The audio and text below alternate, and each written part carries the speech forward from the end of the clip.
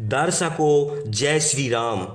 आज जो प्रसंग पर चर्चा हम करने जा रहे हैं कि आखिर लंकापति रावण और वानर राज बाली और राम भक्त हनुमान में सबसे ज़्यादा शक्तिशाली कौन थे।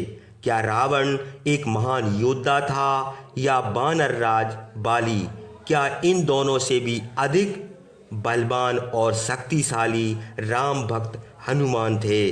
तो आइए जानते हैं इस प्रसंग से। आप हनुमान जी के भक्त हैं तो वीडियो को लाइक और चैनल को सब्सक्राइब अवश्य कर दें। एक बार रावण किष्किंधा में पहुंचा और बाली को युद्ध के लिए पुकारा। उसका शब्द सुनकर बाली के स्वसुर और मंत्री तार नामक वानर ने रावण से कहा, हे राक्षस, जो तुम्हारे समान बलवान है वह बाली इस समय नगर में नहीं है। उसके सिवा और कौन वानर तुमसे युद्ध कर सकता है। तुम एक मुहूर्त भर ठहरो, बाली चारों समुद्रों में संध्या करके अभी आता होगा। किंतु शंखों के समान सफ़ेद हड्डियों का यह ढेर देखो, यह उन लोगों की हड्डियां हैं जो बाली से युद्ध करने के लिए आए थे और उसके हाथ से मारे गए। हे राक्षस, यद्यपि तुमने अवध्य होने का वरदान पाया, किंतु बाली से युद्ध करके अवश्य मारे जाओगे। एक मुहूर्त और संसार को विचित्रता देख लो, उसके बाद यह संसार तुम्हारे लिए दुर्लभ हो जाएगा। और यदि बहुत जल्दी मरना चाहते हो तो दक्षिण समुद्र के तट पर चले जाओ। वहाँ प्रज्वलित अग्नि के समान बाली को देखोगे। तार की यह बातें सुनकर रावण ने उनको बहुत डांटा। फिर वह पुष्पक विमान पर चढ़कर दक्षिण समुद्र के तट पर गया। वहाँ दोपहर के समय सूर्य के समान प्रकाशित मुख वाले बाली संदो उपासना कर रहे थे। पुष्पक विमान से उतरकर काजल के समान काला रावण सुवर्ण पर्वत के समान बाली को पकड़ने के विचार से धीरे धीरे चला, जिसमें पैर की चाप ना सुनाई दे। किंतु बाली ने उसे देख लिया और उसका अभिप्राय भी वह समझ गया। फिर भी उसे कोई भय ना हुआ, जैसे खरगोश को देखकर, सिंह अथवा सांप को देखकर गरुड़ को कोई चिंता ना हो, वैसे ही रावण को देखकर बाली ने कुछ भी चिंता ना की।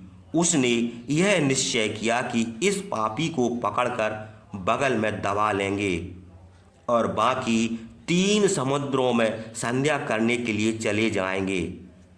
कांख में दबने से इस शत्रु का वस्त्र खिसक जाएगा और बगल में लटकते हुए इसे लोग वैसे ही देखेंगे जैसे गरुड़ के पंजे में लटकते हुए सांप को देखते हैं।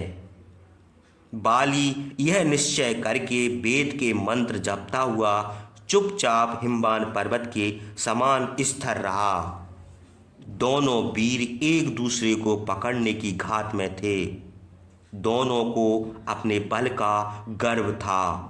रावण के पैरों की आहट से बाली ने जब जान लिया कि अब हाथ लपका कर उसे पकड़ लेंगे, तो झट पीछे को मुंह करके उसी प्रकार उसे पकड़ लिया जैसे गरुड़ सांप को पकड़ लें। उसे कांख में दबाकर नखों से नोचता और पीड़ करता हुआ आकाश मार्ग से चला, जैसे पवन मेघ को लेकर चलता है। जब बाली रावण को हर ले गया तो उसके मंत्री उसे छुड़ाने के लिए चिल्लाते हुए दौड़े। पीछे दौड़ते हुए राक्षसों से बाली उसी प्रकार शोभित हुआ जैसे सूर्य के पीछे बादल दौड़ रहे हों। किंतु प्रस्थ आदि राक्षस बाली के पीछे उतने वेग से ना दौड़ सके। बाली की जांघों और हाथों के प्रहार से वे बहुत व्याकुल होकर लौट गए। रुधिर और मांस के शरीर वाले प्राणी, जिनको अपने प्राणों की ममता है, उनकी तो गिनती ही क्या है। पर्वत भी बाली के पीछे नहीं दौड़ सकते थे, जहाँ पक्षी भी नहीं जा सकते। इन समुद्रों के तट पर महावेगवान बाली संदो उपासना करता था। रावण को कांख में दबाकर आकाश मार्ग से पहले वह पश्चिम समुद्र के तट पर गया। वहाँ स्नान जाप और संध्या करके उत्तर के समुद्र को गया। उत्तर के समुद्र में स्नान और संध्या करके पूर्व महासागर के किनारे पहुंचा। रावण को कांख में दबाए उसने यह सब काम किए। पूर्व समुद्र में भी स्नान और संध्या करके रावण को बगल में दबाए किष्किंधा की ओर आया। पवन और मन के समान वेग से हजारों योजन की यात्रा रावण को बगल में दबाए हुए बाली ने की और कुछ भी ना थका। किष्किंधा के उपवन में रावण को छोड़कर हंसता हुआ बोला, तुम कहाँ से आए हो? बगल में दबने के कारण वह बहुत पीड़ित हो गया था। आश्चर्य के मारे उनकी आंखें अंचल हो गई थीं। उसने बाली से कहा, हे बानर, हम राक्षसों के राजा रावण हैं, तुमसे युद्ध करने आए थे, किंतु तुमने परास्त कर दिया। ओहो, तुम बड़े बलवान महावीर्यवान हो, बड़े गंभीर हो। तुमने पशु के समान हमको पकड़कर चारों समुद्र के तट पर घुमाया है।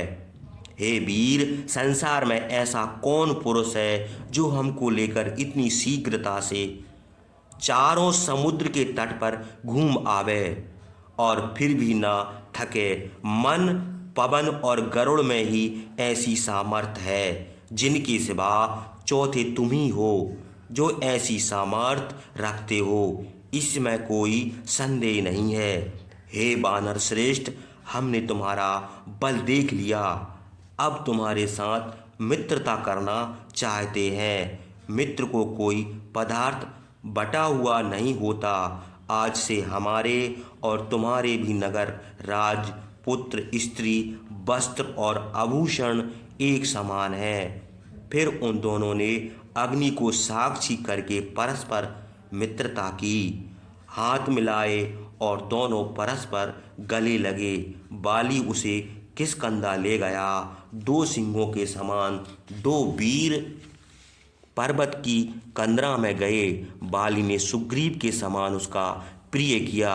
1 महीने तक वह किष्किंधा में रहा। उसके बाद प्रस्थ आदि उसके मंत्री ढूंढते ढूंढते किष्किंधा को आए और उसे लंका ले गए। इस प्रकार बाली ने रावण को परास्त किया और अग्नि के समीप उससे मित्रता की। बाली के समान बलवान संसार में और कोई न था। यद्यपि बाली और रावण महाबलवान थे, किंतु हमारी समझ में वे भी हनुमान के बराबर बलवान नहीं थे। शूरता, चतुरता, बल, धैर्य, बुद्धि, नीति, पराक्रम और प्रभाव, यह सब हनुमान में है। समुद्र को देखकर सब वानर व्याकुल हुए थे। महाबाहु हनुमान सबको आश्वासन देकर 100 योजन समुद्र लांघ गए थे।